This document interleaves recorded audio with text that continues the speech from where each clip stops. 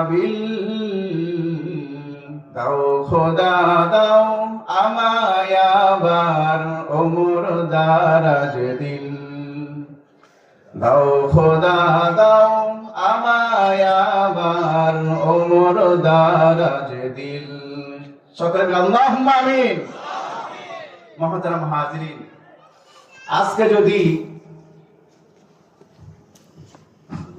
ওমরের মতন একজন শাসক আল্লাহ রাব্বুল আলামিন আমাদের জমিনের জন্য কবুল করেন, এই দুনিয়াতে অন্যায়, সুদখোর, ঘুষখোর, জিনা, ব্যভিচার থাকবে?